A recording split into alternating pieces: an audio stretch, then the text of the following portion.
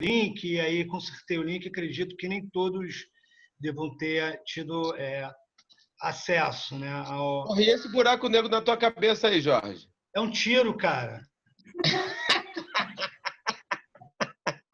É um tiro psicodélico. Eu já estou gravando, hein? Eu já estou gravando. Ah, então tá. Então vou dar um pouco mais de formalidade aqui ao nosso seminário e vou mandar ver aqui. Então, pessoal, boa tarde, 4h11. Eu me chamo Jorge, sou Jorge Moraes, sou professor associado da Universidade Federal do Rio de Janeiro, leciono no campus Macaé do FRJ, mais especificamente no PEN, né, Instituto de Biodiversidade e Sustentabilidade. Nesse laboratório, eu vou passar agora um pouco do histórico de como a gente chegou a essa atividade. Nesse laboratório, a gente tem uma atividade comum de todos os laboratórios científicos do mundo, que é o Journal do Laboratório, onde todas as pessoas, né, os membros do laboratório de pesquisa, se reúnem num dia e apresentam um seminário geralmente relacionado ao tema de pesquisa do grupo. Dentro desse nosso seminário do laboratório, eu inicialmente apresentei um seminário sobre o Covid-19, desenvolvimento de um fármaco, né, de um grupo da Fiocruz, que o nosso amigo Marcelo Alves estava falando sobre esse artigo especificamente ainda há pouco. E aí a gente gostou da atividade e entendeu que, apesar de, no nosso caso, trabalharmos com bioquímica e biologia molecular de inseto, de artrópodos vetores, a temática Covid e epidemia ela está em evidência e a gente, como cientista, a gente pode dar alguma contribuição direta ou indireta sobre esses aspectos. E, partimos para tornar esse seminário um seminário, né, regular. Outros professores começaram a apresentar o seminário e eu, em algum momento, junto com os meus colegas lá de Macaé, decidimos transformar esses seminários num curso. Eu, durante a minha carreira acadêmica, tive uma boa relação com a extensão universitária, fui coordenador, né, no caso, diretor de extensão da minha unidade, o NUPEM, durante 3 anos, e entendi que isso poderia ser um bom curso de atualização profissional. Né? Nada mais atual do que você e nós estudarmos. Né? E aí eu digo todos nós, não só os participantes do curso como cursistas, mas nós também, como professores, a gente também vive dessa atualização, né? Adaptações de ideia, enfim. Aí transformamos esse seminário num curso. Para isso, eu convidei alguns colegas, não da UFRJ, de fora do UFRJ. Tá? E aí eu vou apresentar brevemente todos aqui. Tá? O professor que vai apresentar o seminário hoje, o professor Carlos Logulo, que eu tenho uma relação proximal dos últimos 20 anos, conheci o Logulo ainda na iniciação científica, né? O Logulo foi meu orientador na iniciação científica, no mestrado, no doutorado, né? E hoje é meu, além de meu amigo, é meu colega de trabalho também, é um professor, né, sênior, né, com bastante experiência, com bastante artigos, né, bem articulado. Do lado do nosso laboratório, a gente tem o professor Peter, o professor Leonardo Abreu, o professor José Nepomuceno, o professor José Roberto da Silva, eu, o Jorge Moraes. Tá? A nossa equipe, né, ela ganhou um novo membro, né, a Laísa Brandão. A Laísa Brandão, ela, né, tem um histórico de imunologia, né, um histórico, né, de estudo de macrófagos, tá? E terminou, né, o doutorado recentemente e veio compor a nossa equipe em Macaé, né, a doutora Laís, e aí eu convidei o Marcelo Alves, né, Marcelo da Fiocruz, tá, e o Fernando Genta, da Fiocruz, para dar um desses seminários. Convidei, né, a professora Andréa Lima. Andréa Lima é brasileira, mas ela está na Universidade do Chile, né? Tem uma posição permanente na Universidade do Chile, é professora lá na Universidade do Chile. Convidei também a doutora Maria Augusta Ruda. A doutora Maria Augusta Ruda ela está no Reino Unido, né? Especificamente na Universidade de Nottingham, uma das principais universidades do mundo, também é uma brasileira, né? E trabalha com assuntos e regulamentações estratégicas da universidade. E, por último, também chamei o Martim Bonamino, O Martim, ele já é, apesar de jovem, é um cientista renomado, ele é um pesquisador do Instituto Nacional do Câncer, e aí juntamos essa turma aí, né, de pesquisadores para o conjunto da apresentação desses seminários sobre a temática SARS-CoV-2, né, Covid, e aí aqui vamos estar abordando aspectos, né, atuais e avançados sobre a Covid, que significa os artigos mais recentes, as principais descobertas que saíram recentemente nas principais revistas científicas do mundo, né? Dessa forma, a gente entende que em algum momento, né, apesar da gente não ter não ser um curso, digamos, didático, né? Vamos começar por esse passo, por isso podemos, em algum momento, né, vou usar um termo aqui, boiar, pode ser que alguém não esteja entendendo tudo devido à profundidade, né, das informações. Acredito que isso no início pode ser mais geral, mas acredito que com o passar das apresentações, né, e com um pouco, né, da perda do medo, né, de estar em um grupo diferente, né, com pessoas mais experientes ou uma parte mais velha, né, os cursistas perderem, né, um pouco do medo de perguntar, de participar, né, de expor as suas dúvidas, que aqui ninguém será, digamos, ridicularizado ou ofendido, né, ou a pergunta ser mais básica ou menos básica. A gente entende que todas as perguntas, todas as dúvidas, elas são importantes, e com, né, o passar dos seminários, eu acredito que nós devamos estar, né, mais homogêneos.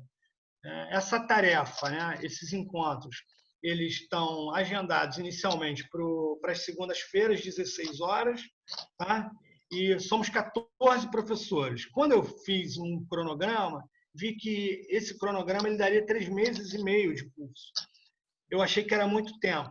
E a gente pensou em antecipar algumas dessas apresentações, tá? E isso, em outro momento, eu vou passar para os demais. Tá? Mas é possível que esse curso ele seja encurtado em aproximadamente um mês. Né? Eu usei até o termo para não virar novela, né? Para a gente tentar fazer ele com um prazo ali de 2 meses a 2 meses e meio.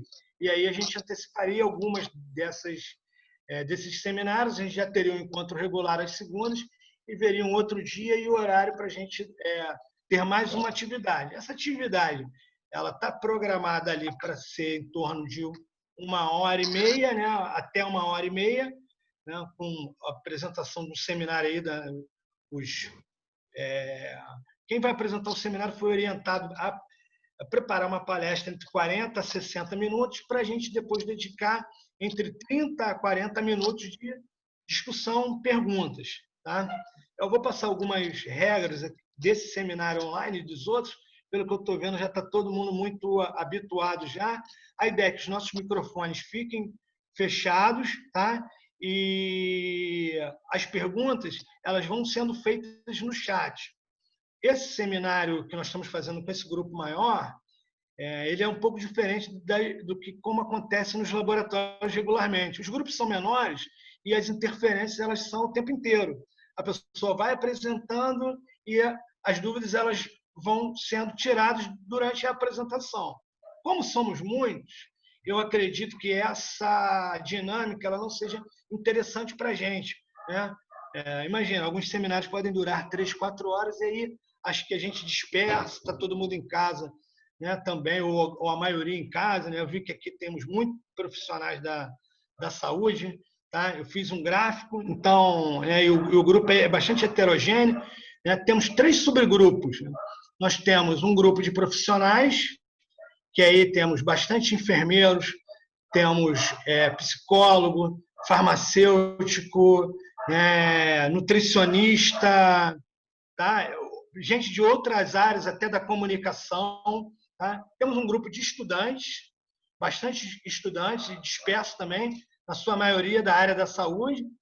Temos um que me pareceu ser da engenharia mecânica, né? Mas o grupo, né, são basicamente estudantes da área da saúde, profissionais da área da saúde e técnicos, que eu acredito que sejam de nível médio, né? Técnico de laboratório, técnico em radiologia, tá?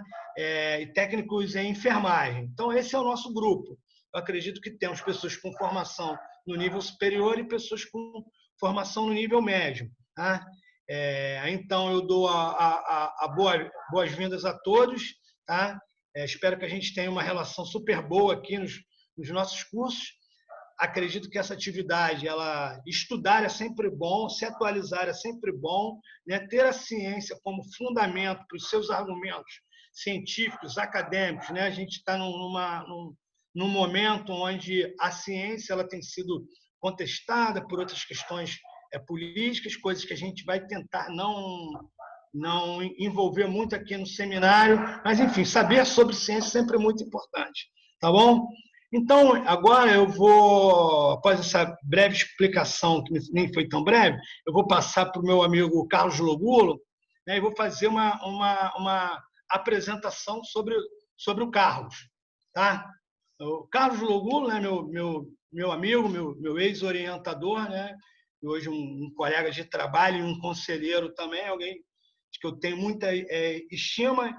O Carlos, ele é químico, na verdade, ele é técnico em química, e eu também tenho uma formação no nível técnico, tá? Sou técnico em biotecnologia. O Carlos, ele se formou pela antiga Escola Técnica Federal de Química, hoje IFE-Química, tá? Uma época foi Cefet Química, IFE-Química, fez a graduação, né, depois do técnico em Química, fez a graduação em Química, bacharelado e licenciatura na Universidade Federal do Rio de Janeiro. Posteriormente, o Carlos, que já era técnico de laboratório de nível médio da Universidade Federal Fluminense, junto com o trabalho, né, e um pouco mais velho, junto com a família, já tinha filhos grandes, ele cursou parte da graduação com os filhos, né, terminou o mestrado, né, o doutorado, passou para o concurso público para ser professor da Universidade da Universidade Estadual do Norte Fluminense, a UENF, onde o Carlos ficou por longos anos até se aposentar, e hoje, né, ele é um professor visitante da Universidade Federal do Rio de Janeiro, com status de professor titular. Né? Ele foi convidado por essa universidade para fazer parte do corpo docente, né, numa chamada específica para professores já com grande experiência. O Carlos, eu não sei, eu não vi o Lattes, mas ele deve ter mais de 15 teses, dissertações de mestrado e mais de 10 orientações de doutorado. O Carlos já publicou inúmeros artigos científicos, tá? Principalmente na nossa área, que é a bioquímica de artrópodos vetores, desenvolvimento de vacina contra carrapato. O Carlos também estuda os mosquitos, né? O mosquito Aedes aegypti, também o mosquito Aedes fluviatus. Ele estuda um pouco da simbiose entre o mosquito e uma bactéria que existe nos mosquitos, através de um dos estudantes de doutorado dele. Enfim, Carlos é um cara mega experiente e reservou um tempo, né, dele para preparar esse seminário para a gente. Carlos, muito obrigado por você estar ao nosso lado aí, você é o nosso, né, digamos, braço mais experiente do nosso grupo aqui, tá? E agora você tem a palavra, tá bom? Muito obrigado mesmo ao Carlos e a todos os outros colegas que aceitaram dar os seminários e a todos os cursistas, né, os participantes que aceitaram, né, essa empreitada aqui com a gente, tá bom? Sejam todos bem-vindos. Valeu, Carlos. Pode dar prosseguimento aí ao seu seminário.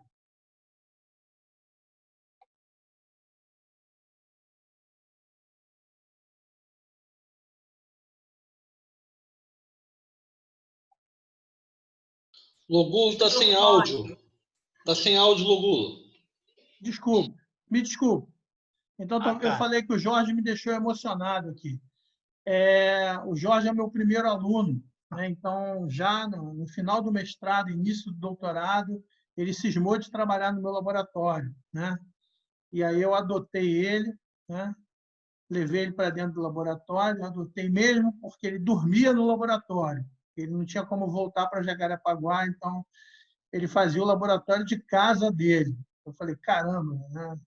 Então, foi bem bacana, isso foi na UF, uma situação muito privilegiada na UF, fizemos grandes amigos, ainda tenho grandes amigos ali dentro. Aqui em Niterói eu encontro sempre, as pessoas da UF. Então, uma relação muito boa. E depois fui para a UFRJ fazer a pós-graduação, o Jorge foi atrás, e aí já o Léo já estava acompanhando, os dois estão aí, né? São os dois primeiros, né? O Jorge inicialmente, depois o Léo entrou no laboratório. E aí eu fui para a UENF e ele falou, eu vou com você, né? E aí foi para a UENF, e agora... Aí ele veio para Macaé, eu vim com ele, né? Aí eu tô... A gente tem uma vida bem interessante, acadêmica e pessoal. Mas então, ele me passou essa tarefa, eu me sinto muito honrado de estar abrindo esse curso. Eu fico muito preocupado com esses modismos, né? Essas coisas que aparecem, né? Na academia, né? Como desafios. A gente já encarou vários, como Zika, como, né, RNAi, muitas coisas que aparecem de repente e todo mundo fica migrando para isso. Então, para começar a nossa conversa, quer dizer, a gente está vivendo esse momento agora. Eu não estou tirando o valor do momento, nem o valor do que significa essa pandemia, que é um absurdo, né? Para que vocês tenham ideia, eu fiz isso no final da palestra do Marcelo Bosa, mas eu vou repetir que daquele dia para esse, né, para agora, né, isso já mudou bastante. Nós tínhamos, no ano de 2020, né? Então, eu vou compartilhar a tela aqui, vocês vão ver isso. Vocês estão vendo esse gráfico que está aqui? Isso é um PubMed, que eu botei a palavra coronavírus, está vendo aqui? Então, o primeiro trabalho publicado com coronavírus foi em 1949. E isso se arrastou bastante. Se eu passar o cursor aqui em cima, o NCBI te permite isso, né? Você tem 5, 6, 10, 20, 100, né? E aí você tem uma mudança brutal aqui, né? De 200 artigos para 800 artigos. Isso aconteceu de 2002 para 2003, né? Quem lembra o que aconteceu nesse momento? É o problema da SARS, né? Lá na Ásia, exatamente esse ponto, tá? Só que foi um problema local, né? Na Ásia, né? Não saiu da Ásia praticamente, né?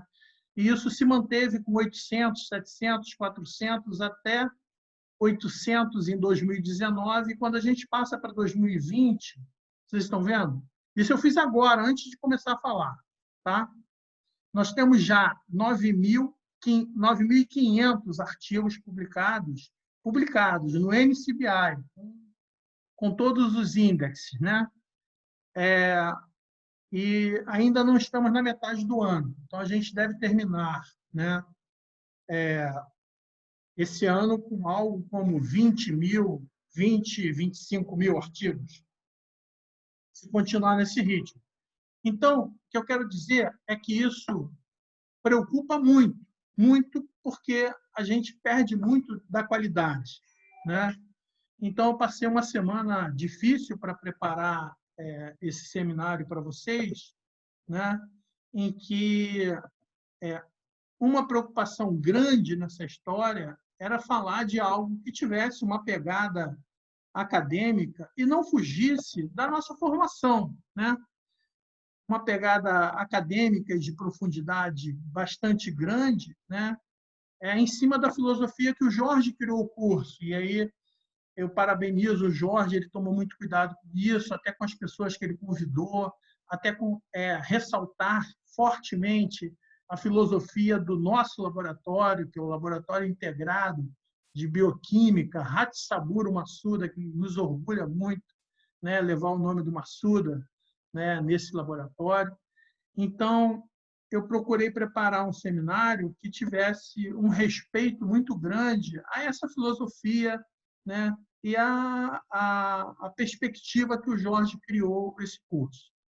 Então, eu falei, eu vou buscar os artigos que se relacionam com coronavírus, afinal de contas, ele deu o nome de um curso que tinha coronavírus. E aí eu achei um artigo bombástico e que tem muito a ver com o que nós fazemos, né? É um artigo que estuda a associação do controle de glicose e glicemia em pacientes com COVID, né, em diabéticos e relacionando com diabetes do tipo 2. Então, um dado muito importante de um grupo chinês, envolve mais de 39 laboratórios e hospitais, né? São números gigantescos nesse levantamento. E aí eu fui ver assim, o que tinha nesse artigo de metabolismo. E aí, para minha surpresa, não tinha quase nada. Aí eu falei, caramba, como é que é o metabolismo viral, né? Como é que funciona o metabolismo para o vírus ou o metabolismo para uma célula infectada? Não sei se isso já você já tem conhecimento largo disso, eu não tinha, né? E aí eu fui buscar isso primeiro, antes de falar desse artigo. Depois eu vou apresentar o artigo para vocês, tá? No final da minha apresentação, como isso é um curso, eu preparei 10 perguntas para os alunos responderem, né? Para a gente ter isso como controle e que tem tudo a ver com os trabalhos que eu vou falar aqui, tá certo? Então, eu coloquei assim, novidades, o título que eu coloquei na palestra, né, o título geral da palestra, eu coloquei como novidades sobre, né, infecções virais, né, novidades metabólicas sobre isso, né. E aí eu vou chamar a atenção de um dado que eu tirei do Ministério da Saúde, né, nosso, né, aqui no Brasil, sobre o Zika vírus. E por que eu vou falar primeiro do Zika vírus? Porque quando esse negócio explodiu, eu já tinha muita curiosidade sobre isso e tinha saído um trabalho de uns colegas nossos do Fundão em que mostrava que a formação do cérebro era muito reduzida quando o meio de cultura minicérebros, né, cérebros em cultura, né, quando nesse meio de cultura tinha o vírus da Zika. Isso tem a ver com a microcefalia. Então, isso foi associado de que o vírus Zika causava microcefalia, né? Mas aí depois, quer dizer, várias pessoas contestaram isso e mostrou-se que isso aqui foi tirado do Ministério da Saúde, né? Que a rubéola, em casos de rubéola, em casos de herpes, toxoplasma, outras infecções, né? Até mesmo raquitismo, né? Faz com que bebês nasçam com o cérebro bem diminuído e cause a famosa microcefalia, que não é exclusiva do Zika vírus. Aí, naquela ocasião, meus alunos conhecem essa história, que eu falo muito para eles, até por estudar essa questão da Wolbachia, dos mosquitos e tudo mais. Eu pensei, caramba, o que o vírus faz? Né? E eu já tinha suspeita sobre isso. O vírus utiliza muita glicose. Então, o vírus né, ele depende de glicose, ele é glicolítico. Então, ao que parece, é possível que nessas infecções essa glicose esteja sendo chupada pela infecção, no caso, né? No caso aí um vírus, né? E faça com que não haja glicose suficiente para o desenvolvimento do cérebro, porque as células cerebrais, nós damos aula disso, né? Elas são exclusivamente glicolíticas, né? Ou boa parte glicolítica, né?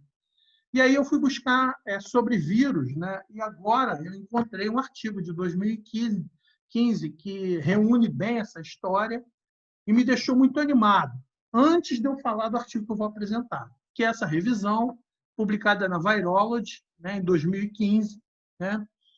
E que fala sobre metabolismo celular e infecção viral, né? Então, eu destaquei alguns highlights assim, do abstract. Eu vou fazer um pouco disso para todos os artigos que eu vou comentar aqui, né? Então, ele começa dizendo no abstract que, para garantir ambientes ideais para replicação e propagação, os vírus evoluíram para alterar muitos caminhos das células hospedeiras, né? Na última década, estudos genômicos e metabolômicos mostraram que os vírus eucarióticos induzem alterações em larga escala, no metabolismo celular do hospedeiro, né? E mais, que a maioria dos vírus examinados até o momento induzem a glicólise aeróbica e também o efeito Warburg, né?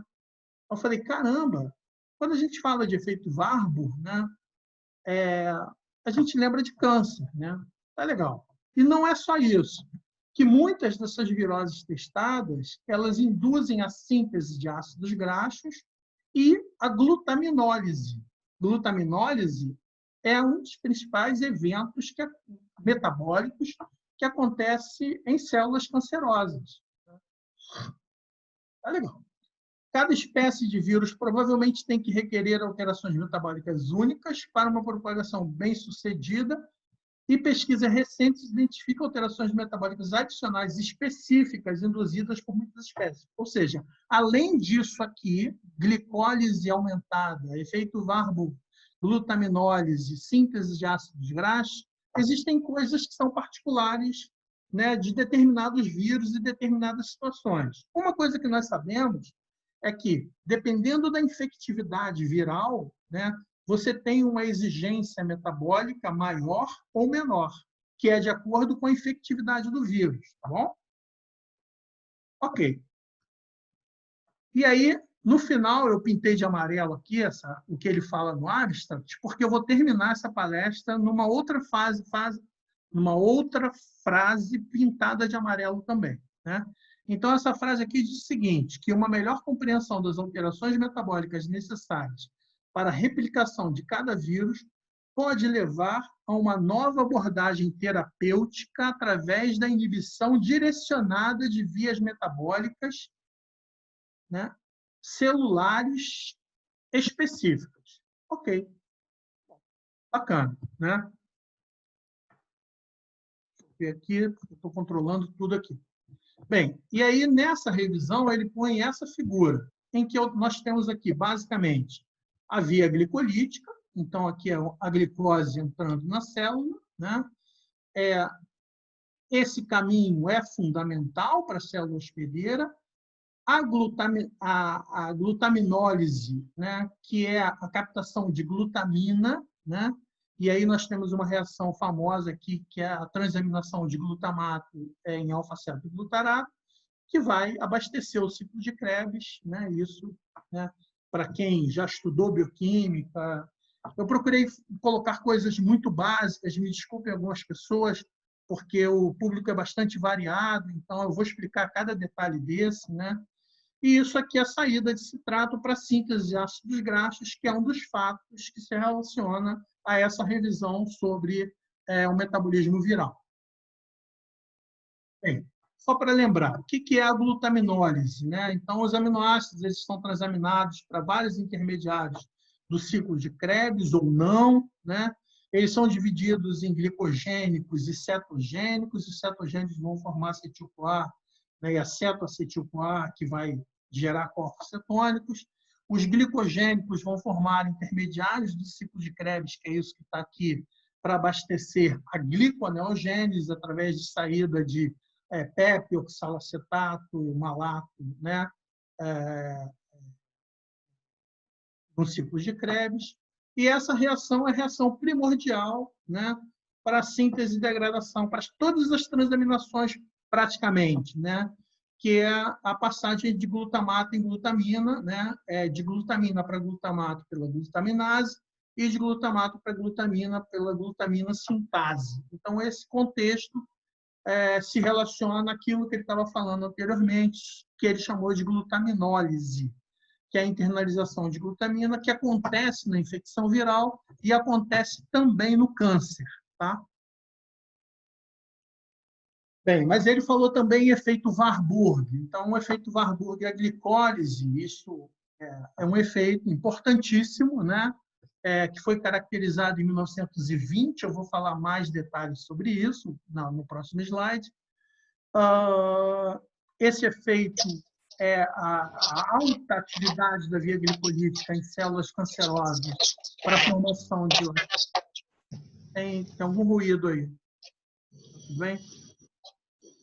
Então, você tem a situação aeróbica normal, em que você tem a glicose sendo captada via glicolítica, a entrada de piruvato na mitocôndria para fazer energia, CO2, né, e água, a respiração normal. E quando você tem uma diminuição de oxigênio, isso é desviado, né, esse piruvato ele é desviado para a formação de lactato. Isso aqui acontece naturalmente no nosso organismo, né? No caso dos tumores, essa glicólise é muito aumentada,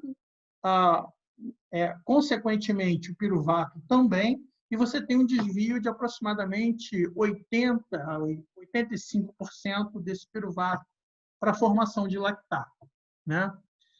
Mas, normalmente, isso para aí. Quando se fala de efeito Warburg, todos os papers de câncer, né, chega e mede efeito Warburg dosando lactato. E não estende, além disso, de um modo geral, a discussão sobre esse lactato. Qual o destino desse lactato nessa situação, para onde isso vai. Mas eu vou falar um pouquinho aqui. Esse lactato, ele primordialmente, bioquímica, do ponto de vista bioquímico, ele vai para a gliconeogênese, né? Então, acho que todos têm conhecimento sobre as duas vias, a glicólise e a gliconeogênese. E por que eu botei essa figura tão clássica, né, sobre glicólise e gliconeogênese? É porque, de um modo geral, nós tratamos a gliconeogênese como uma via que libera glicose, mas ela pode não ser somente ou necessariamente isso. Eu posso ir até, por exemplo, a glicose 6-fosfato, desviar isso para a via das pentoses, ter outros mecanismos, né? Até porque reverter a reação da hexoquinase tem um custo energético muito grande.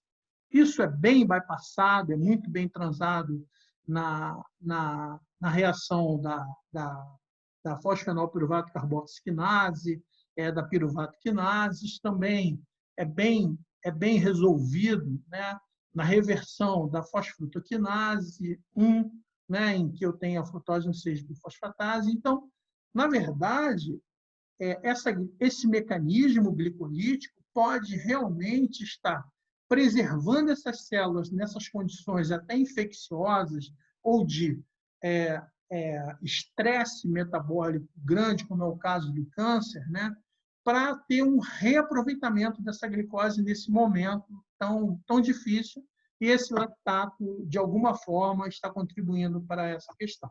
Bem, aí, agora, muito recentemente, na Nature Metabolism, né, um artigo que saiu há dias atrás, né, agora é tudo assim, né, a gente lê artigo em dias, antigamente a gente lia artigo em dezenas de anos, né? E agora a gente tem que ler artigo em dias, né?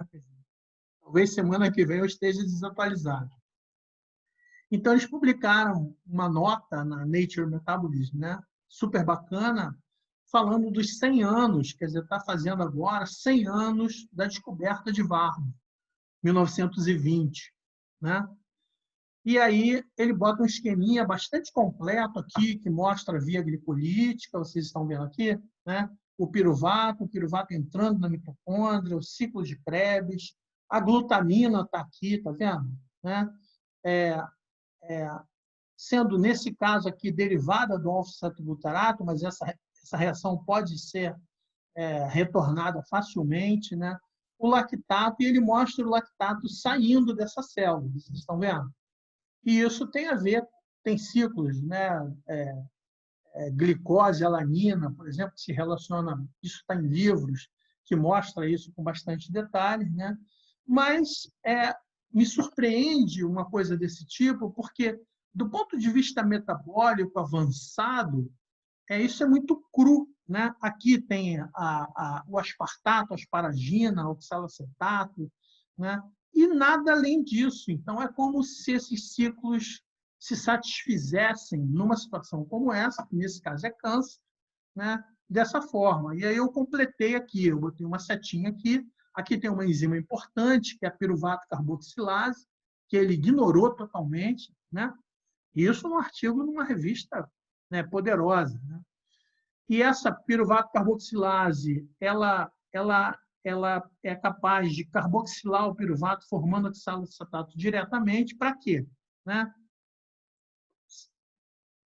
Opa, tá bom. Então, para quê?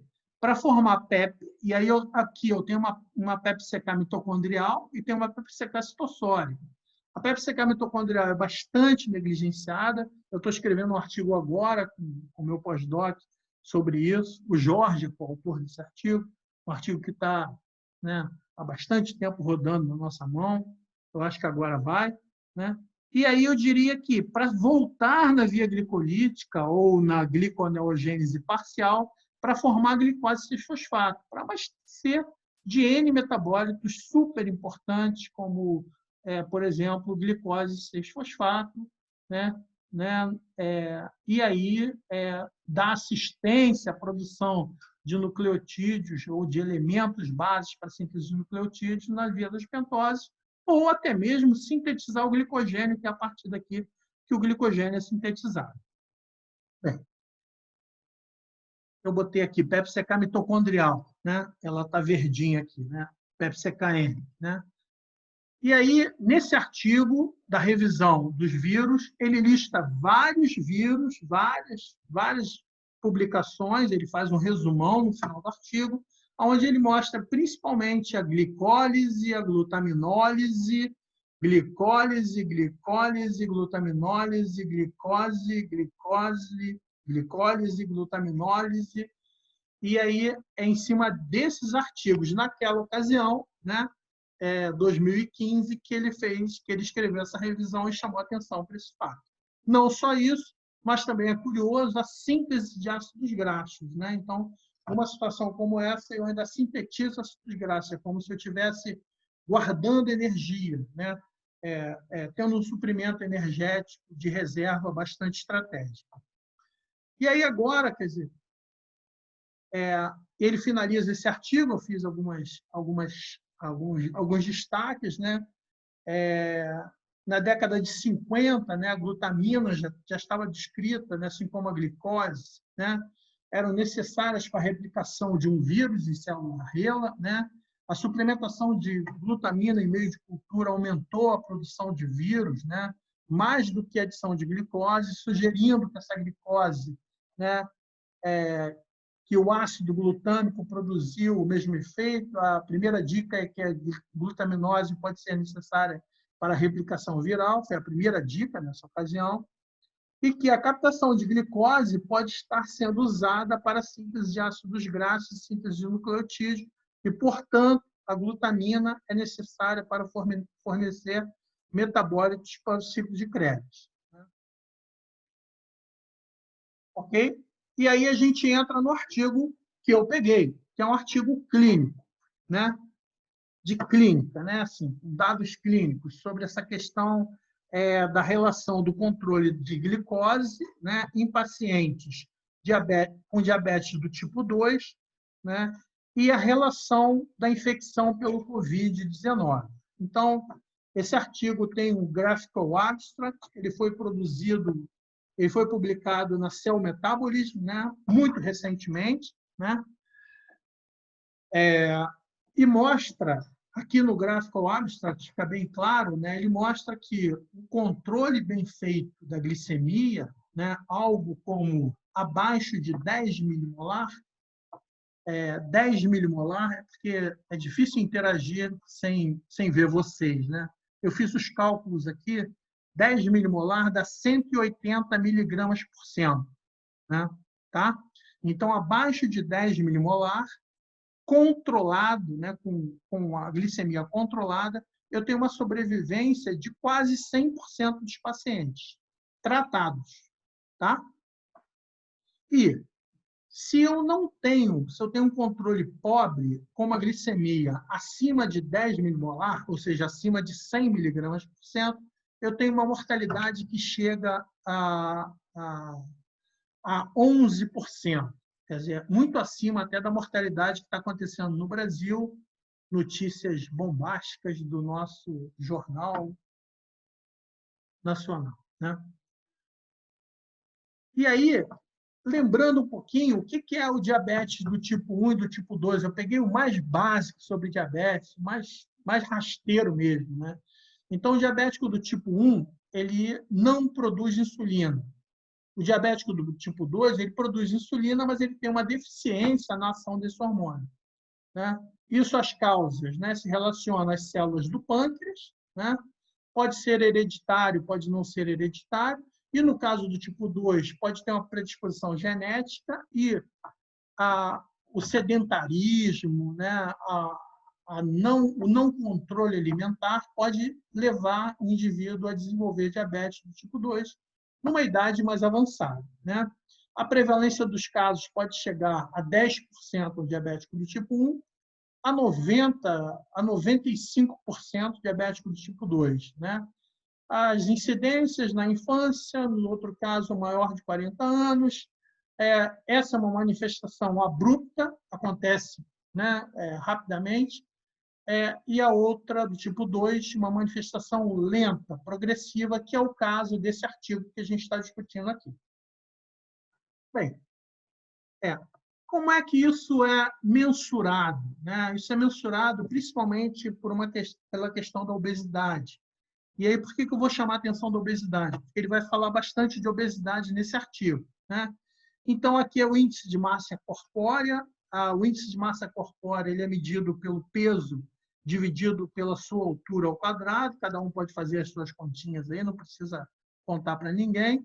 E aqui tem a relação, né, desse índice com as idades, né? Então, um nível de grau 3, né? Então, o indivíduo teria um índice de massa corpórea acima de 40. Mas aí eu estou falando diabético do tipo 1, diabético do tipo 2.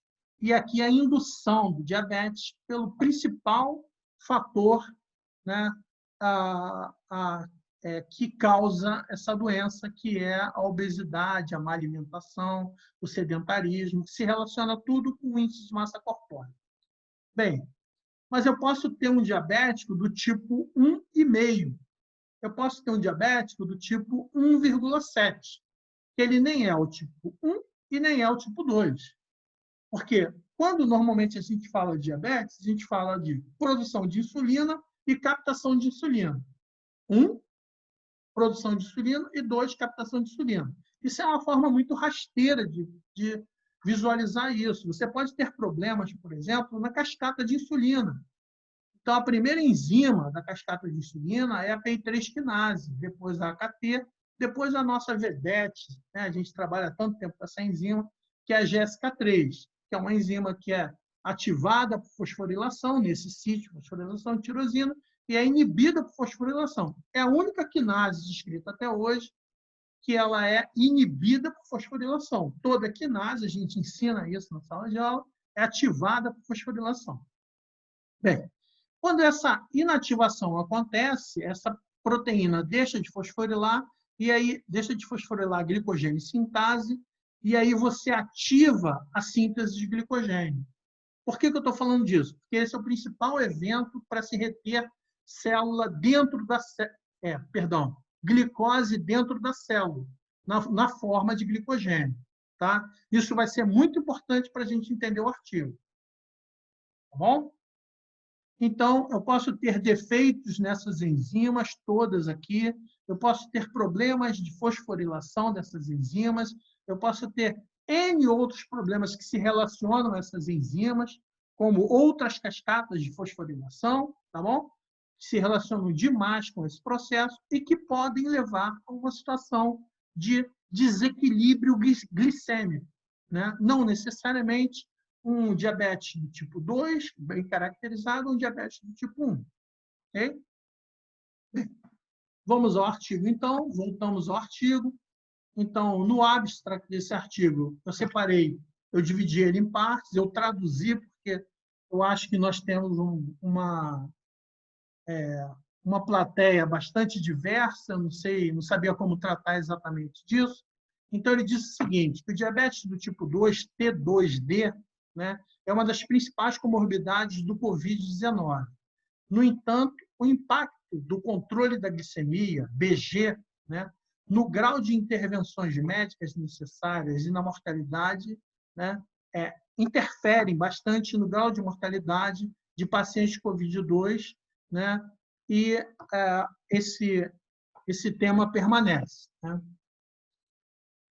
Então, eles realizaram um estudo multicêntrico envolvendo 7.337 casos de Covid na província de Hubei, na China, entre os quais 952 tinham diabetes do tipo 2.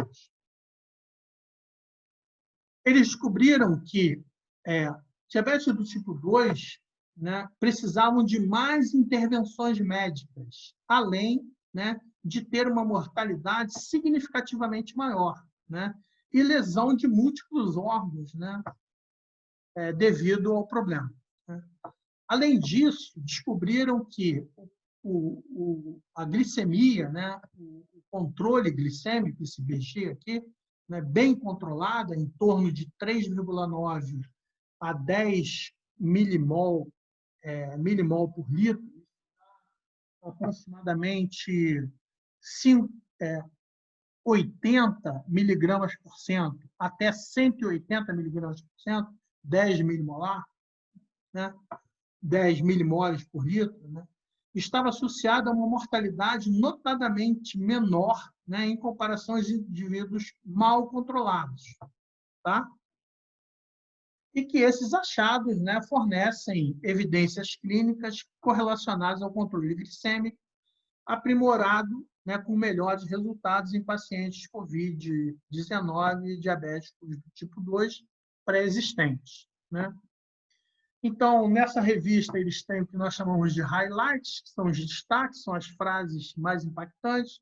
Então, ele diz que um corte de 7.337 pacientes de COVID, com ou sem diabetes, foram estudados previamente, que o status de diabetes aumentou e a necessidade de intervenção médica, isso é muito importante, né, durante a contaminação pelo vírus, que o status de diabetes aumentou o risco de mortalidade desses pacientes, né, e que a glicemia bem controlada correlacionou-se com melhores resultados em pacientes infectados pelo COVID-19. Bem, então a gente passa para a figura 1 do artigo. O artigo tem poucas figuras, mas enormes e cheias de dados. Né? Então, a primeira figura do artigo mostra o desenho, né, que eles fizeram, desenho experimental que eles fizeram. Eles acessaram 9.663 pacientes, né, em que 872 pacientes, né, não tinham dados bem relatados, né, médicos bem relatados, então eles desprezaram isso. Passaram para 8.791, onde eles fizeram um corte inicial, onde eles excluíram pacientes menores de 18 anos e maiores de 75 anos.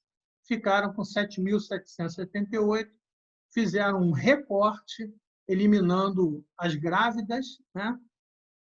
E chegaram àquele número que eu falei anteriormente, 7.337 pacientes. Desses 7.337 pacientes analisados, né, 6.385 não tinham diabetes do tipo 2, não eram diabéticos. Né? E 952 são diabéticos. Né? E aí ele fez a avaliação disso, né? Ele fez um estudo aprofundado, eliminou, né, 142 desses diabéticos que apresentavam hipoglicemia e trabalhou com 282 diabéticos bem controlados, que tinham a glicemia razoavelmente controlada, que variava de 3,9 a 10, né, milimoles por litro, né, milimols por litro, o Jorge vai me corrigir aí, né, e 528 que tinham um controle muito ruim da glicemia, algo como 180 miligramas por cento. Depois ele faz um estudo, né, faz um trabalho em que ele normaliza isso. Eu vou mostrar o método que ele utilizou para isso, onde ele, normalizando por esse método, é bastante complicado, eu não vou saber explicar detalhes, mas eu vou mostrar como é feito. Né? Ele ficou com 250 pacientes bem controlados e 250 pacientes, né, com a glicemia mal controlada, nos dois casos diabéticos, nos dois casos aqui diabéticos, tá? Do tipo 2. Bem, aí ele constrói essa tabela enorme, né? Em que ele tem aqueles dois casos, aqueles 282 pacientes, né? E ele bota nessa tabela todas as características desses pacientes, em vários aspectos, né? Bem controlados, 282, mal controlados, 282, e os que sofreram esse matching de alinhamento. Então, se vocês olharem o que esse matching provocou, ele tornou os dados, por exemplo, a idade, as idades muito próximas, os gêneros muito próximos, a média respiratória, tá vendo? Muito próxima, 20-20, né? Essa normalização desses pacientes. Então, ele normalizou tudo, né? Para chegar até aqui embaixo, onde vocês estão vendo, a glicemia não. A glicemia varia de 6,4 nos que sofreram matching, né? 6,4 milimols por litro, isso dá 100 miligramas por cento, 100 e pouquinhos miligramas por cento, e 10,6 milimols por litro, que dá acima de 180 miligramas por cento. Todo o restante é, de um modo geral, bem normalizado, né? Todos os dados, né? Como, por exemplo, né? Hipertensão, está vendo aqui, ó, 136, 135.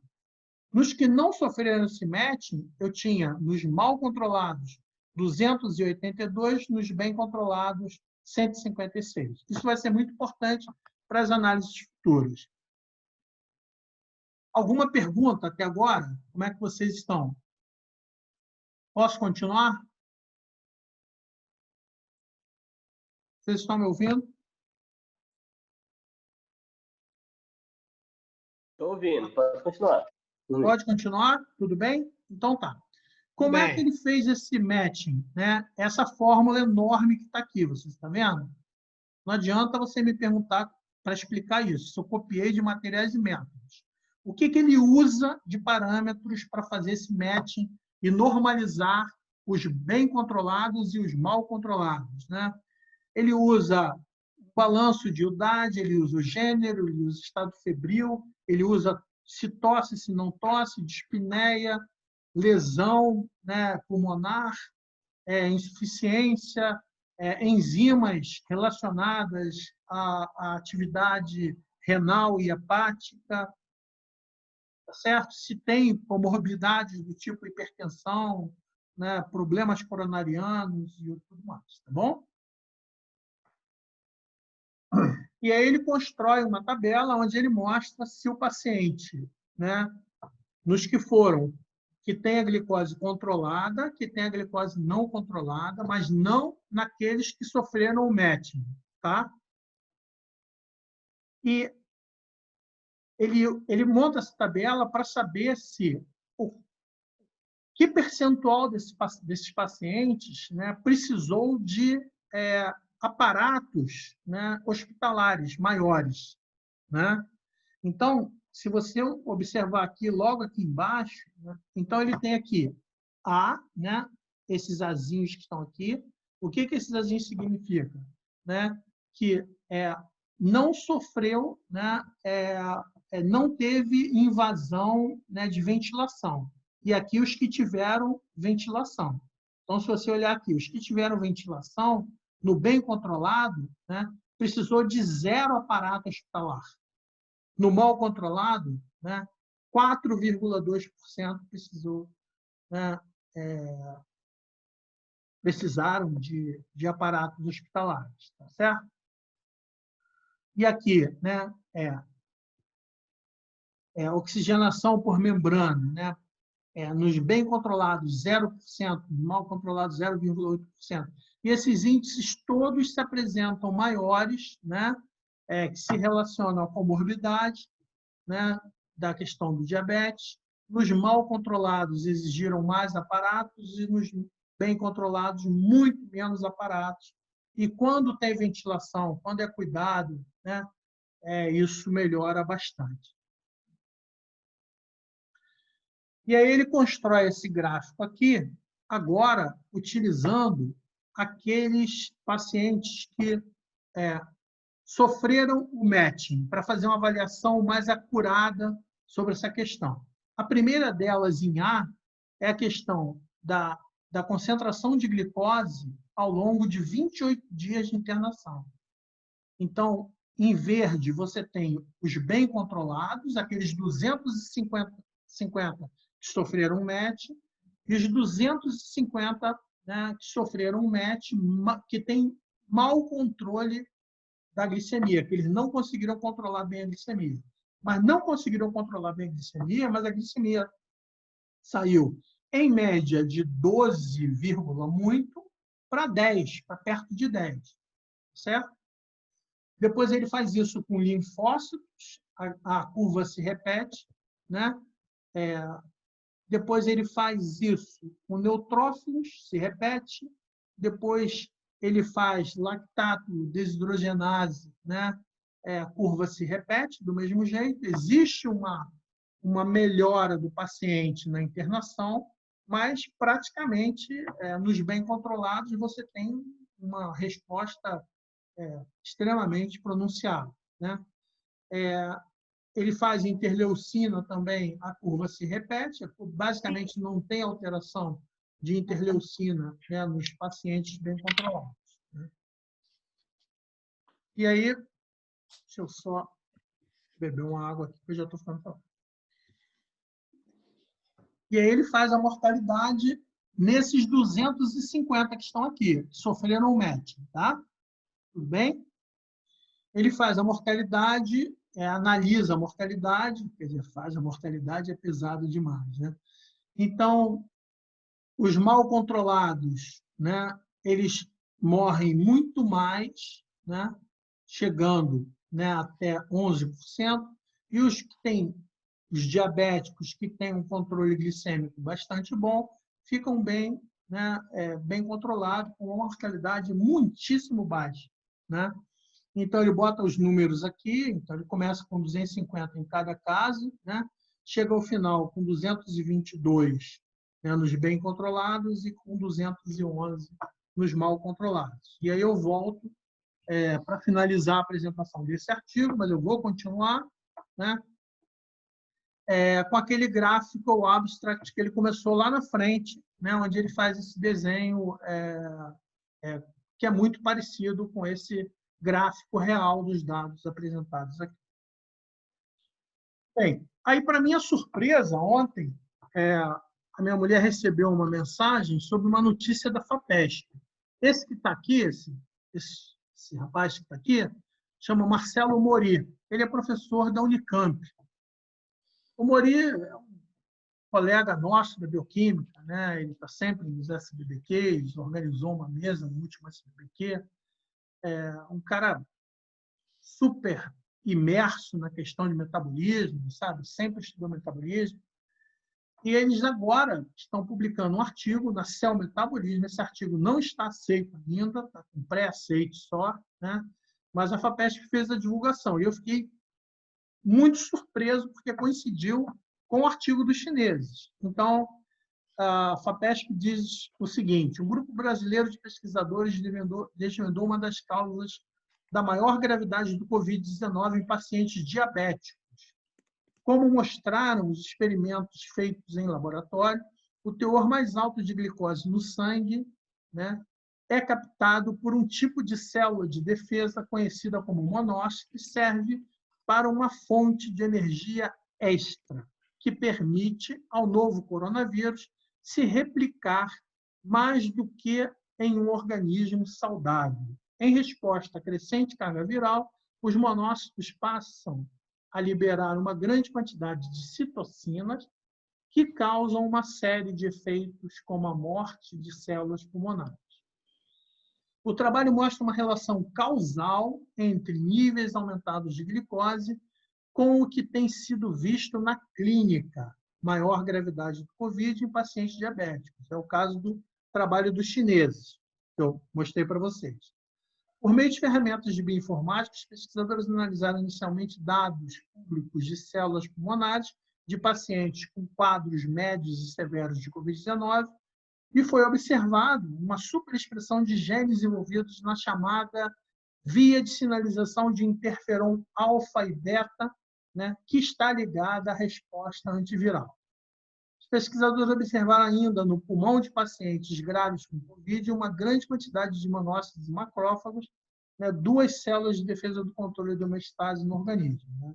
Monócitos e macrófagos eram células mais abundantes nas amostras e as análises mostraram que a chamada via glicolítica estava bastante aumentada.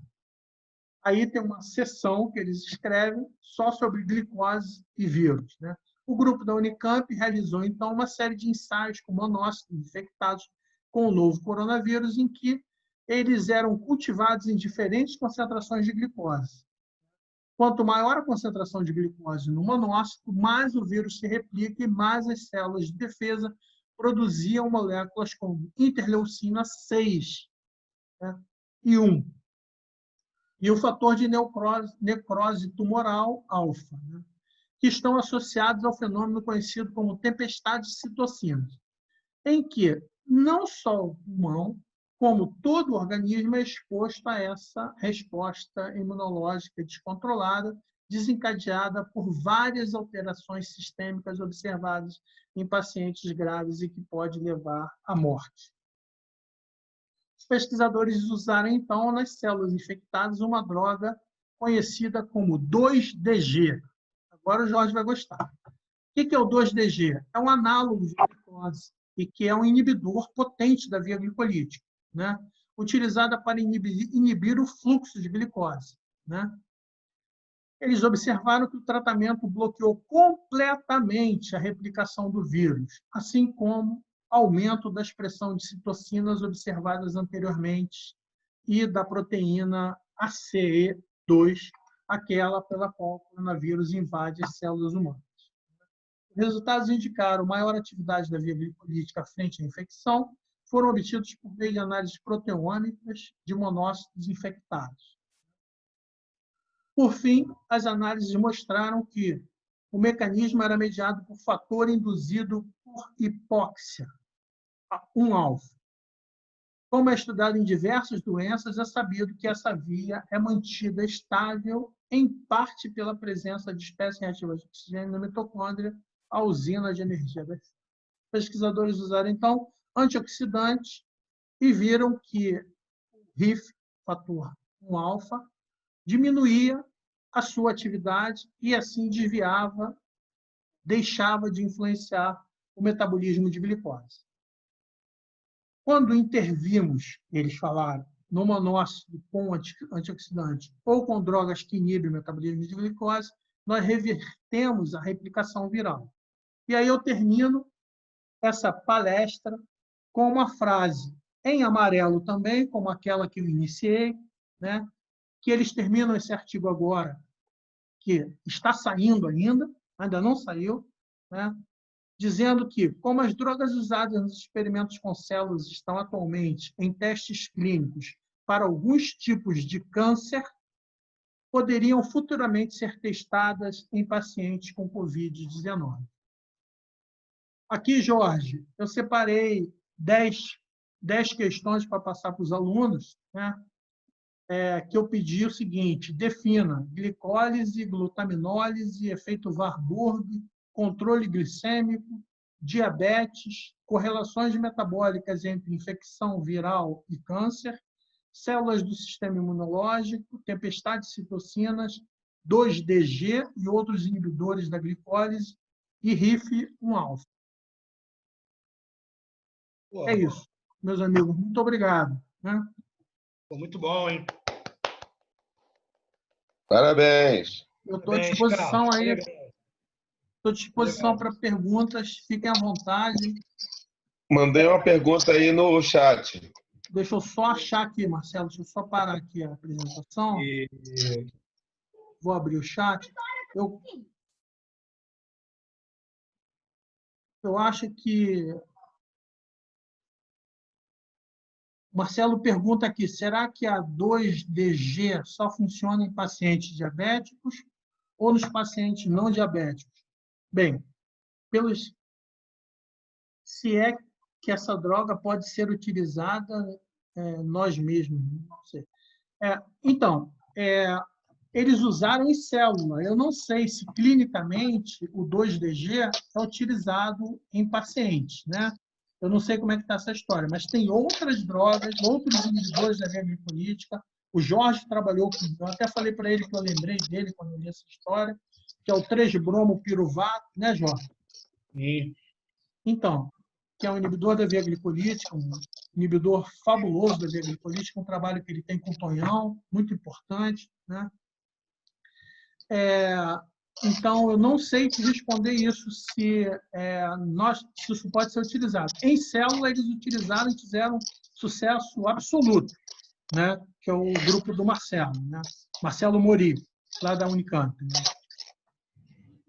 Né? O meu medo, no caso aí, é o seguinte: seja essa 2-DG, que eu não conheço, ou esse outro inibidor que você falou, caso eles venham ser utilizados em pacientes não diabéticos, o que poderia acontecer como sequela? Porque se ele vai inibir a via glicolítica, ele vai inibir a via glicolítica aleatoriamente nas células como um todo.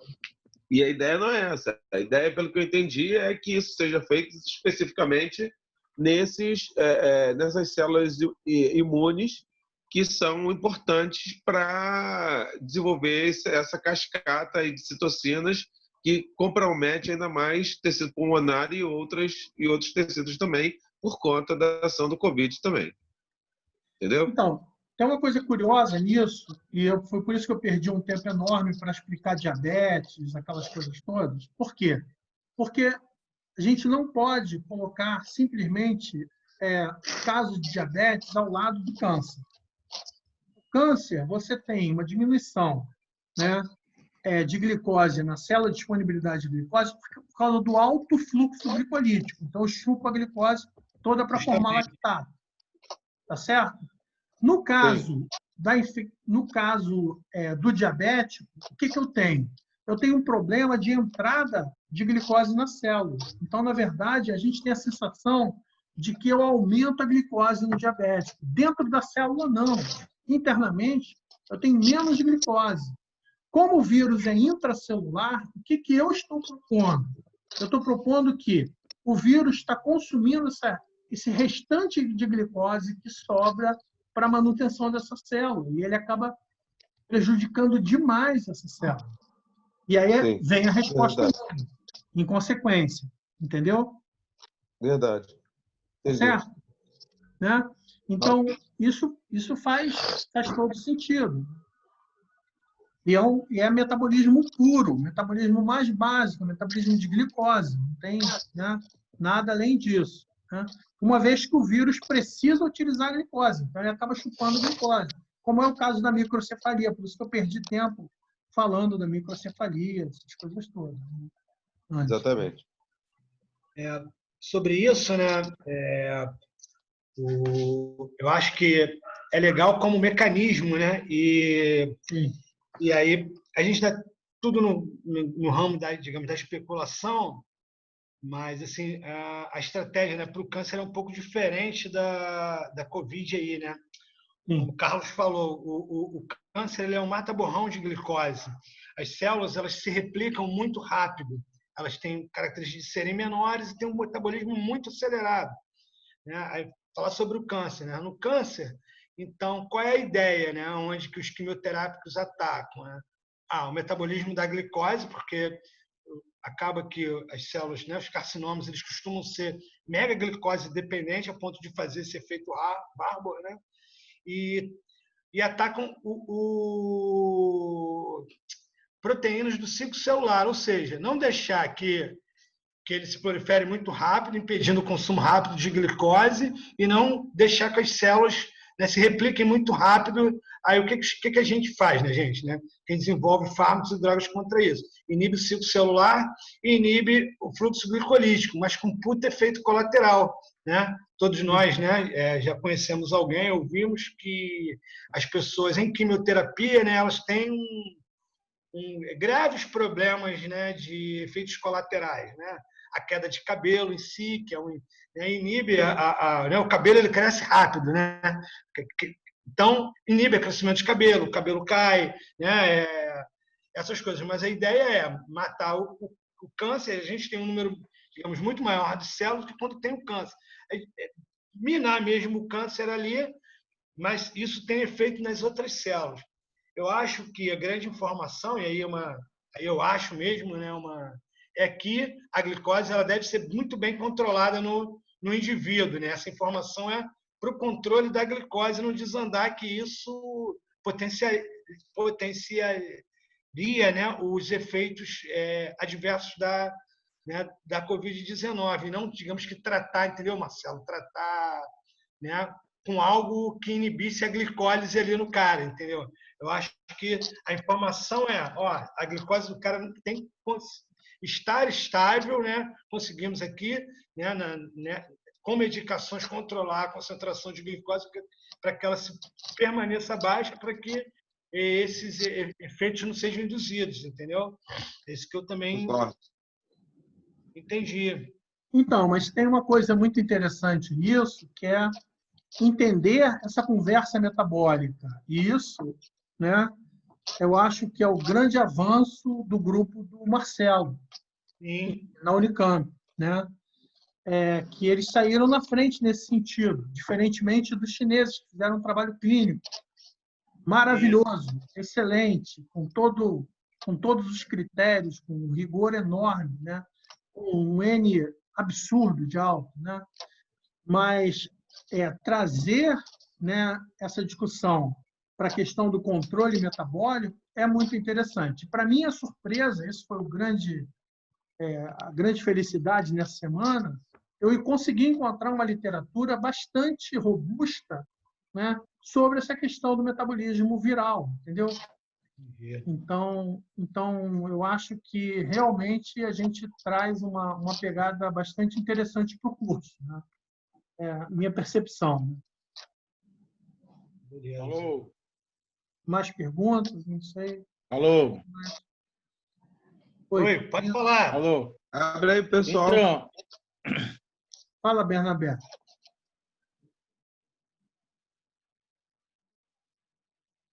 Eu acho que ele... pensando aqui, manter... Estão me ouvindo? Estou ouvindo. Sim. Então a questão da relação da diabetes seria, né, essa comparação que o Logolo fez, né, do câncer na microcefalia, né, que o consumo da glicose ela é alta quando ela está infectada pelo vírus, correto?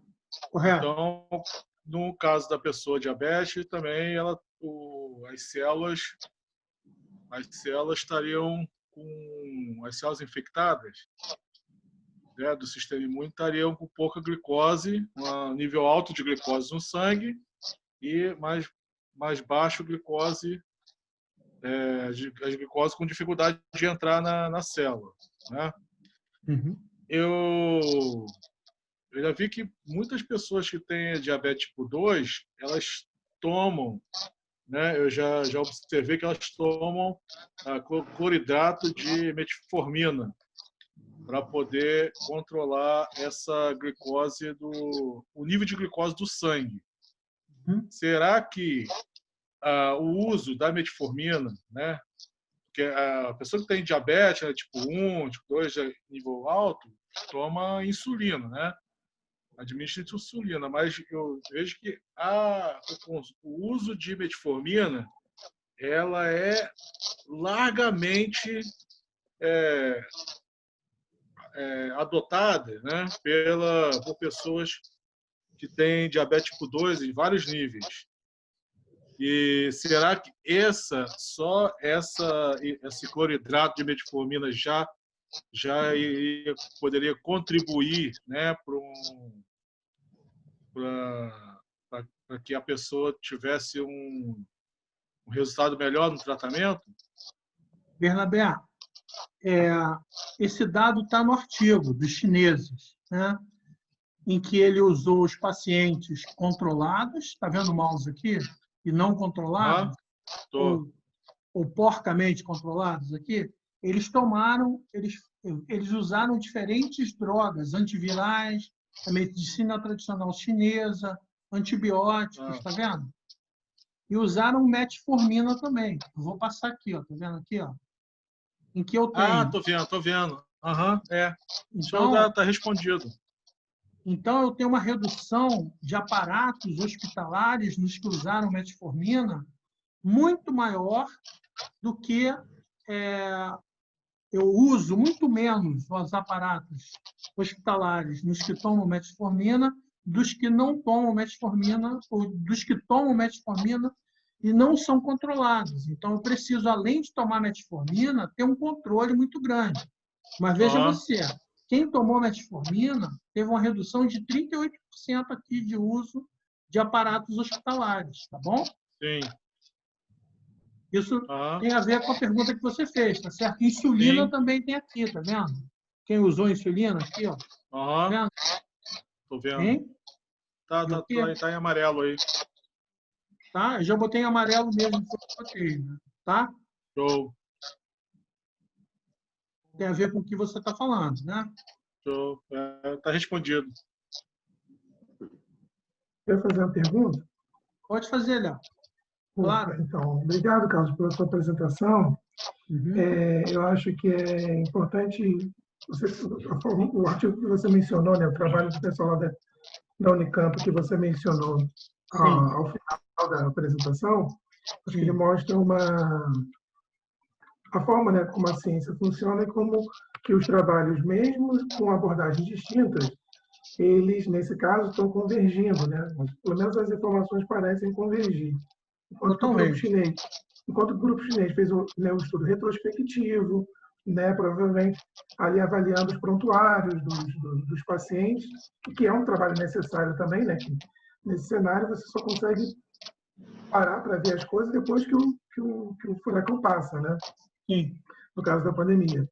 E as perguntas, né, e a abordagem que o pessoal de Campinas fez, com abordagem in vitro, né, que é muito, isso é muito interessante. Eu acho que um ponto também, acho que talvez um pouco relacionado com o que o Bernabé perguntou, é sobre o que ele fala, né, no trabalho dos chineses. Os dois grupos são os diabéticos, né? Você tem diabético que está com a glicemia controlada e diabético que está com a glicemia descontrolada. Né? O intervalo que ele aceita lá, né, para colocar no grupo descontrolado, varia a glicose, né, de 70 miligramas por decilitro até 180 miligramas por decilitro. Né? Essa glicemia de 180, acima de 100, perto de 180, ele provavelmente são pessoas que não estão com a glicemia de indivíduos que não têm diabetes. Eles estão aí sujeitos a essas variações, mas dentro do intervalo aí que eles estabeleceram, ainda assim, né, eles conseguem ter um desfecho mais favorável do que as pessoas que, mesmo eventualmente sob medicação, não conseguem controlar, por algum motivo, a glicemia, né? E aí esse é um risco, né, para essas pessoas enquanto pacientes, olhando, né, o estudo do grupo chinês, e o que o trabalho do pessoal de Campinas está fazendo é exatamente mostrar, olha, in vitro, quando a gente trabalha lá, né, no laboratório, a gente vê que as coisas se correlacionam, né? Então, só que está vendo numa outra escala, né? Não tem no indivíduo. Mas é muito interessante esse trabalho do pessoal lá de Campinas, o grupo chinês também. Sim. Bárbara fez uma pergunta aqui, perguntando se a dieta baseada com índice glicêmico baixo poderia diminuir a replicação viral em pacientes com Covid. Depois de eu ter lido esse artigo, eu te respondo com firmeza, sim. Né? Se você me perguntasse isso há uma semana atrás, eu diria não sei. Né? Mas agora eu respondo, sabe, com segurança. Uma das coisas que ele fala no artigo, na discussão final, né, ele diz que esses estudos, os chineses, que esses estudos precisam ser ampliados, né, para outras populações, outras regiões, outros países, que esses estudos foram feitos lá na província de Hubei, né? E que isso deve ser ampliado para outros países, outras populações, né? Agora, eu te garanto que no que está mostrado no trabalho dos chineses e no que está sendo mostrado no trabalho do pessoal brasileiro aqui de Campinas, eu te afirmo que sim, sabe? A manutenção da glicemia, o controle glicêmico é fundamental para a infectividade do vírus, né? O aumento da infectividade do vírus. O Léo quer falar. Fala, Léo. Eu acho que nesse ponto, cara, acho que é só tomar. Eu não sei se no trabalho chinês, qual foi o critério que eles usaram para a seleção dos pacientes. Se eram pessoas que estavam internadas, por exemplo, né? Ou se Todos foi internados. Então a gente tá, né, a pergunta da Bárbara, acho que ela tem muito fundamento dentro do contexto, né? Que acho que muito daqui né, mas não todo mundo tem desse conhecimento, né? Do papel da insulina, mesmo no controle da glicemia. Então, acho que simplesmente transpor isso, né, para as pessoas, mesmo utilizando as duas informações, né, as informações que vieram desses dois trabalhos, a gente precisa de um pouco de cautela, né, até porque se a pessoa estiver internada, né, provavelmente vão ter outros complicadores aí nessa equação, né, mesmo que a gente consiga associar a fazer o raciocínio como a gente fez com esses dois trabalhos. Né? Sim. Só um pouquinho de cautela, né? Gente, gostaria de fazer uma colocação. Alguém? Fala, Marcelo. Então, eu estava pensando aqui o seguinte, cara. Esses dois trabalhos, eu acho que foram muito bem feitos, assim, e como você bem colocou e bem apresentou também, eles se complementam, né? Mas eu queria chamar a atenção para duas coisas aqui que agora veio na cabeça. Primeira coisa é o seguinte: o vírus, propriamente dito, ele por si só, ele não vai consumir glicose nenhuma. Ele vai usar a célula que ele está infectando, né, para que ele possa se replicar e para ele poder se replicar, aí sim ele vai utilizar a energia que é produzida pela célula, principalmente via glicolítica, mas também vai utilizar grande parte da ribose que ele precisa para produzir os seus ácidos nucleicos a partir também da glicose que a célula está adquirindo em função dessa glicemia. Então, muito provavelmente, o que eu estou entendendo é o seguinte: quanto maior é a glicemia, mais fácil fica para o vírus, né, utilizar a célula que ele está infectando, tanto pela produção da energia da própria célula, quanto de moléculas que vão fornecer arcabouço para ele desenvolver os seus ácidos nucleicos e propiciar dessa maneira energia e moléculas para fazer a sua replicação em com a maior velocidade e em maior número. Então, quanto mais glicose você tem circulante, mais combustível você tem para esses dois fatores. E isso gera esse quadro todo que eles estão analisando, tanto no trabalho chinês quanto no trabalho brasileiro, que possibilita, então, esse aumento da morbidade, da replicação viral e etc. e tal. Né? Era isso que eu queria colocar.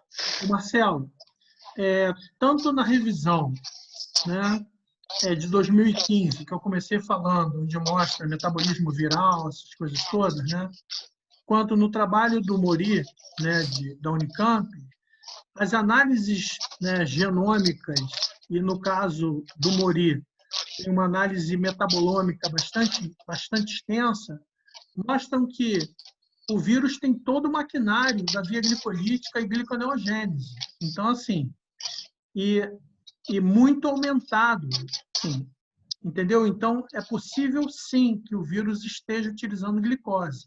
O que não dá para fazer esse estudo é porque ele não vive de forma independente da célula, entendeu? Exatamente. E aí precisa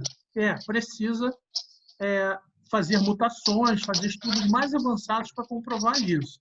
Mas que você tem razão do que você está falando, mas é possível que ele esteja utilizando glicose diretamente também, tá bom? De uma forma bastante intensa. No genoma, no genoma do vírus, ele tem os genes que codificam para enzimas da via glicolítica? Sim. Pra caramba. É mesmo? É. Legal. Não, então. É porque Estamos aprendendo. eu tinha que mostrar, eu só introduzi com aquele artigo de 2015, mas isso já está bem definido, né, para vírus de um modo geral, não para Covid, certo? Ah, tá. Tá, é até bom assim, essa discussão toda, porque assim, eu já estou pensando como e que tipo de trabalho eu vou vir apresentar, e aí estou pensando aqui em ver se eu foco mais nesse lado, entendeu? No aspecto mais genômico do vírus e o que está acontecendo, porque até lá muitas coisas vão surgir, né? Daqui a 2 meses a gente vai ter N informações a mais. Ótimo. Ótimo. A Marcele está falando aqui que, inclusive, a glicólise pode estar sendo desviada para vias asfentosas. Sim, com certeza. Os 2 trabalhos mostraram isso também. A revisão de 2015. E daí gera ribose para ele poder fazer os nucleotídeos necessários para a replicação. Isso. É bom discutir bioquímica, né? Ótimo. Saudade disso, Ana. Gente, alguém tem mais alguma coisa? Ô, Jorge, eu vou encerrar a gravação aqui, eu vou encerrar o seminário. Eu vou te passar a minha apresentação, que é para você poder passar aquela lista de perguntas para os alunos, tá bom? Tá bom. Carlos, surgiu perguntas aqui da turma que está trabalhando aí. Acho que vamos responder ainda 2 aqui. Tá uma bom. de Bianca Silveira, né, e uma outra que também de Marcele, da Marcele. Por favor, aí vem no chat. Qual o mecanismo molecular para indução do aumento da captação? É isso? O aumento de transportadores, né? Qual é o mecanismo? Ainda não está claro. Quem foi mais fundo nisso está sendo o grupo lá do Marcelo Mori, em Campinas, né? Em que ele propõe até o envolvimento do RIF1-alfa. O Léo está trabalhando, o Léo é um especialista nisso, né? Então, diretamente, nós não sabemos ainda, né? Nem sei se vamos conseguir decifrar isso, né, por agora, né? Por exemplo, para o câncer, nós não temos isso definido ainda, né? Nós só temos correlações, né? Até onde eu sei, tá? E se aumenta transportadores, eu tenho várias hipóteses, meus alunos conhecem isso, né? Inclusive transportador malato-aspartato, né? Envolvendo o transporte de oxalacetato, envolvendo conversa mitocondrial, não mitocondrial. Não é o caso do vírus, tá certo? Mas é possível, sim, que tenham transportadores envolvidos. Um transportador muito importante é o canal de piruvato, que esse transportador está sempre na mitocôndria, né? E mamífero tem isso. Não é o caso do vírus também, tá certo? Mas que ele capta a glicose. Ele tem condições de captar e de processar essa glicose. Né? Então, claro, só um adicional. Pode falar. Eu acho que há alguma coisa assim, a gente também, todo mundo, né? Assim, isso até para estimular que as pessoas perguntem também. Mas é possível que tenha algum efeito na captação da glicose para a célula mesmo, né, que está infectada ali, né, através da expressão dos glúteos. A gente tem vários transportadores de glicose do tipo GLUT, GLUT1, GLUT2, GLUT4, que são, né, normalmente, né, como é que isso acontece? Quando a glicose ela entra na célula, esses transportadores eles ficam numa espécie de endossomos, né, numas bolinhas dentro da célula. Eles são estimulados e se fundem à membrana plasmática da célula, aumentando, né, célula normal, né, aumentando, né, a glicose aumenta fora da célula, essa glicose é internalizada numa maior velocidade, porque na membrana da célula plasmática, né, a membrana plasmática da célula tem um aumento, né, da expressão desses glúteos. E não duvido que tem um desbalanço, entendeu? Né, da adaptação do vírus à infecção, de mexer com esses. Agora, se é uma coisa que a gente pode estudar, né? Se aumenta a expressão do glúteo, se diminui a expressão de glúteo, mas é provável que tenha, ou mesmo desses né, que a gente colocou aqui, de tricarboxilatos, de piruvato ou de outros moléculas que têm três, né, ácidos orgânicos, né? Então, Jorge, você tem toda a razão. Eles fizeram isso nesse trabalho do pessoal de Campinas, né? E aumenta a captação de glicose e aumenta glúteos também. A Marcele está falando aqui que a Marcele trabalha com uma enzima, que o Léo falou, o RIF aumenta glúteo. O pessoal de Campinas mostrou isso nesse caso, nesse paper. Léo, vou te mandar o trabalho, tá? Pré-trabalho, né? Tá bom? Que eu estou com ele aqui. E a Marcele está falando da MPK, que é a enzima que ela trabalha, né? Que é a MP quinase, né? E que uma das funções da MPK é aumentar, né, a produção de glúteo, aumentar a captação de glicose, né? Então, eu acho que a gente está com a discussão bastante evoluída, sabe? Assim, saímos dessa impregnação, né, curandeira, né, do coronavírus, né? E isso me deixa muito feliz, viu? Molecularizar essa conversa é muito importante, né? Para todos nós, em todos os sentidos, né? Você quer falar mais alguma coisa? Parabéns, Carlos. Parabéns, Jorge. Muito bom. Não quero falar mais nada, não. Na verdade, eu até queria, mas eu acho que eu vou mandar pelo e-mail. A gente não se prolongar muito aqui, tá? E o que eu vou falar, né? E aí, para os que ainda permaneceram, né? Aqui nós somos um grupo, vocês já viram, né? Um grupo de amigos, né? Independente de uma questão hierárquica, eu sou professor, o Carlos é professor, o Léo é professor, o Marcelo é pesquisador da Fiocruz, nós estamos entre amigos e todas as perguntas elas são bem-vindas e é um puto espaço para você. Ninguém aqui vai ridicularizar uma pergunta ou menosprezar, por mais basal que ela seja. Às vezes ela é super importante para você, que é do ensino médio, que pode estar aqui com a gente. Então, entendeu? Algo que para mim possa ser algo que eu já fale há 20 anos nas minhas aulas, pode ser uma informação super importante para você nas suas, que está aprendendo isso agora.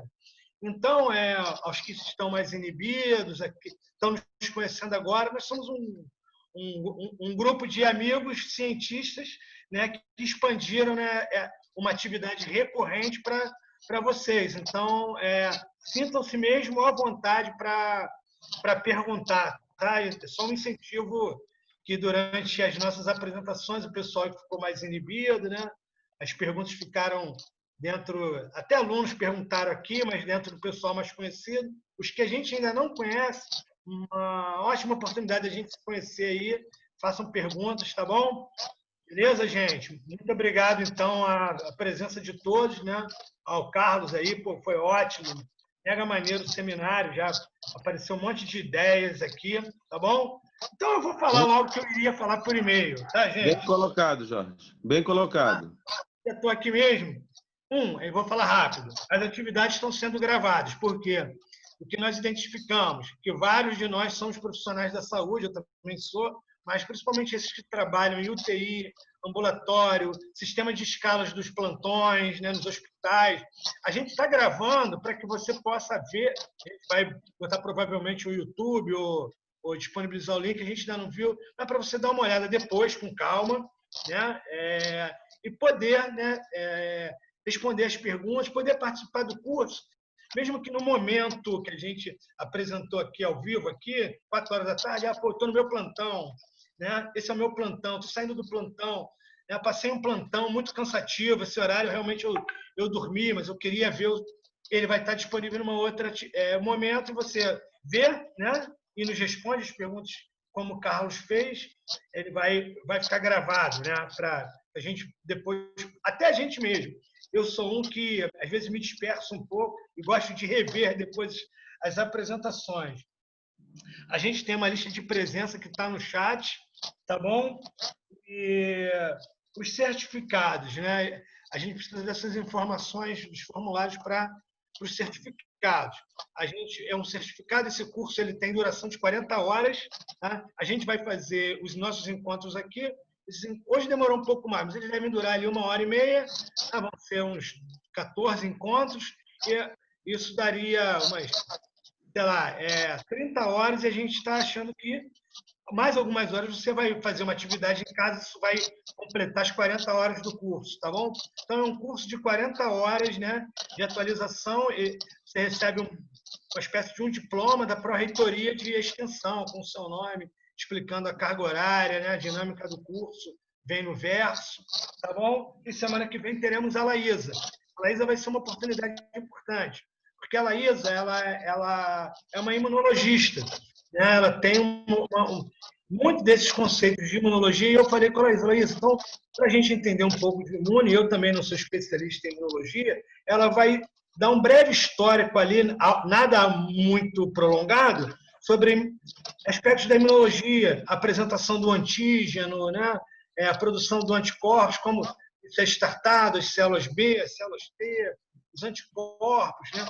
A gente tem falado muito sobre IgM, IgG, principalmente por conta dos testes rápidos, né? Diagnóstico rápido.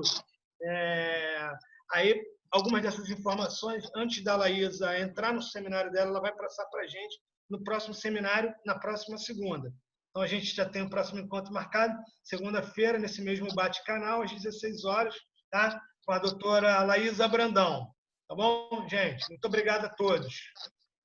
Obrigado, Jorge. Tchau, gente. Um abraço. Valeu, foi ótimo conhecê-los aí. Espero revê-los em breve, segunda-feira.